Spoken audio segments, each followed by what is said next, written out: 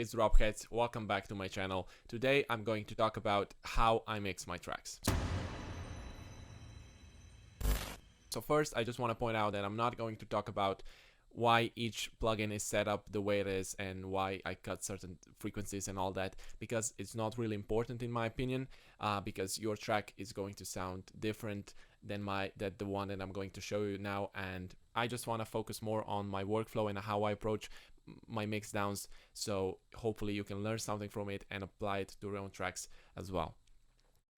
So when it comes to, how good your track sounds, it's usually not about the mix down and it's not about the master. It's, in my opinion, mostly about your sound selection and your composition. So by that I mean you need to have good sounds, good samples, and you need to make sure that your kick goes well with your bass line, and that your bass line goes well with your chords, and that your vocals go well with your top melody and all that. All of those things have to work together before you worry about mixing. My process of making tracks from start to finish usually goes like, I start with the sound design session, so I just create some sounds in Serum, I create a drop idea, then I move to the breakdown and create some sort of a breakdown idea, and once I have the breakdown and the drop that I like, I arrange the whole track, and then I use all the effects and impacts and rises and all that to really make all the transitions work as well as possible. And once I have everything sounding the way I want it to sound, I would turn all the faders all the way down, turn off my mastering chain, and just do the whole mixing and mastering again from scratch. So that's what I'm going to show you here today. I'm going to use my remix of Urbanstep and Lenny's track, Where We Are. It was released a couple of weeks ago. If you want to listen to it, you can check the link in the description. And yeah, let's get right into it. Okay, so here we are. This is the project. I'm just gonna play you a short part of it so you can hear what it sounds like right now.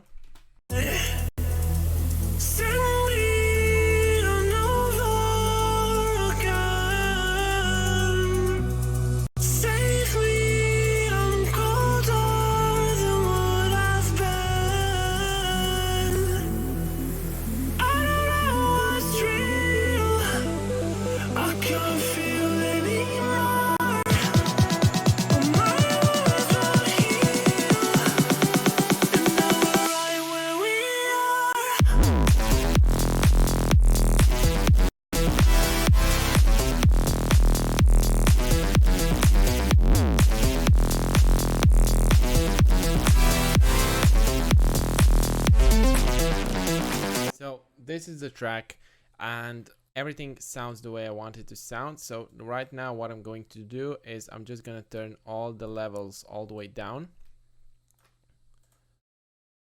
like this, and I'm gonna turn off all the plugins on my mastering chain. So right now it sounds like this. Yeah, it's just silence.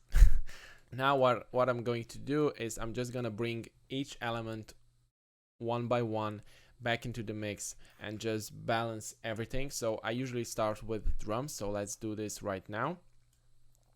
The kick, so this is what I start with, so let's just set the kick to -10 like this, and then just bring in the claps and all the drums, the hi-hat,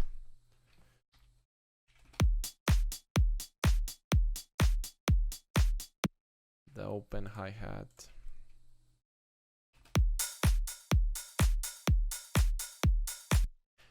now that I have the drums for the drop, I'm gonna bring in all the synths for the drop. Now here I have a ARP layer, and it's made out of 3 different layers, so I'm just gonna solo them and just create the sound that I want, adjusting the levels, and then bring in the whole bus as one channel. So just so we have this one,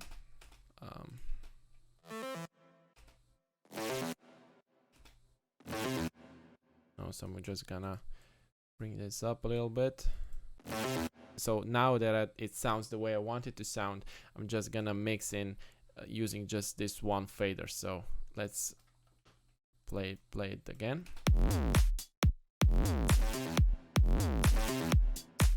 So I'm just gonna do this for all of the sounds on the drop.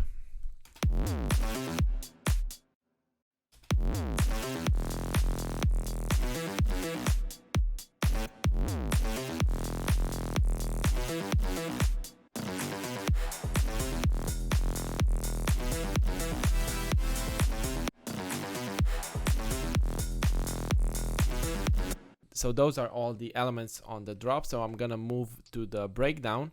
I'm gonna start with the vocals, especially I want to get the balance between the drop and the breakdown just right. And the main element in the breakdown is the vocals. So I'm gonna start with this part here right before the drop. And now we're right where we are. You know, so getting this last part so it fits well with when the drop comes in. Right where we are. Right where we are. And I'm gonna use that as a starting point to mix my breakdown. So I'm gonna start with the drums. So here I have the break kick and gonna mix it to the vocal. Forget about it now. Forget about it now.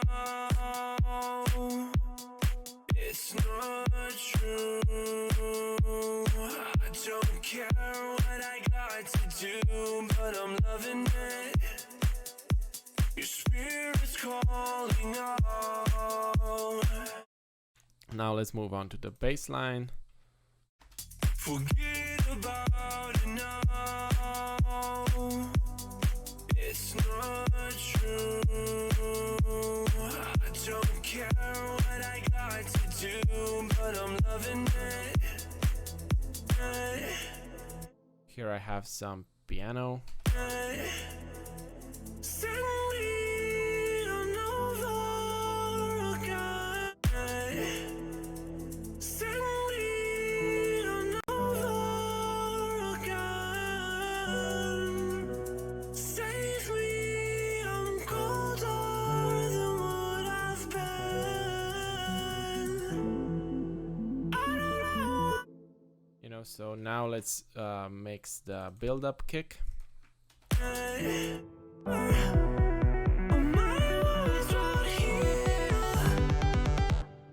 the build-up snare.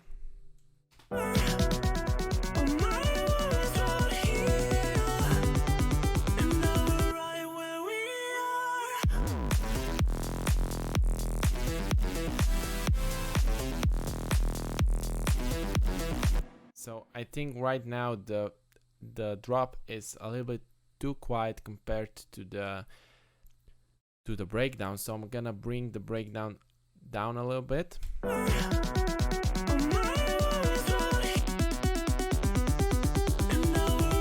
I'm just gonna use the buses here for the vocals and the breakdown. This is the bus for the vocal, and this is the bus for the breakdown synths. And then I have this ARP, which is the same one that I use on the drop, so I'm gonna adjust that separately.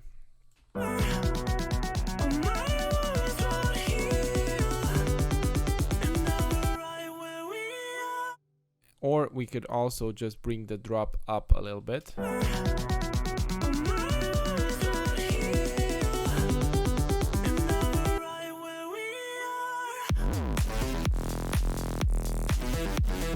This is much better.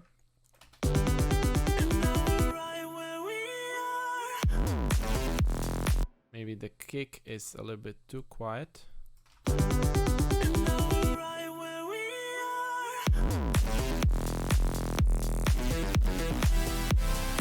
So now let's move on to the second breakdown.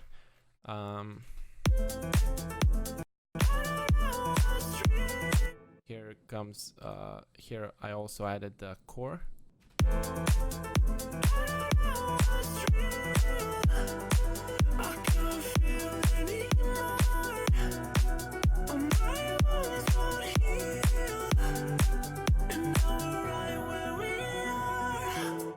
So you can see that my this drop core is panned a little bit to the left, and the piano is panned a little bit to the right.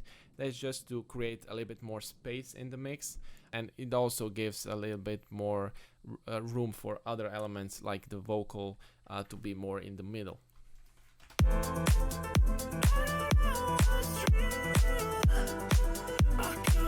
So in the second break there are these chords I added.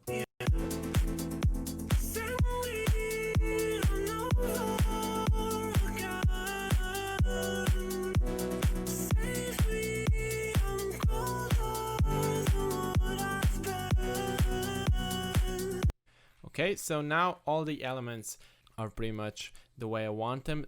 So at the end I usually go and add the effects, so like all the risers and impacts.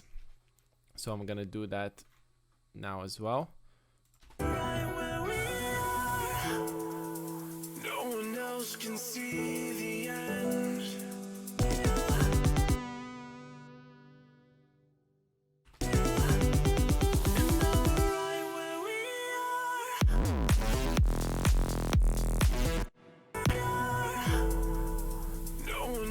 Can see the end, but I hear it so clearly.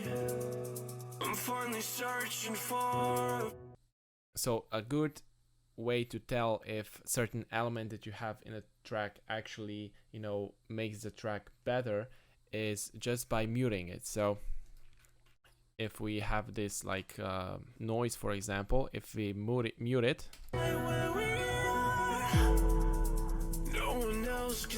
the transition kinda sounds like something is missing. So if we bring that back in,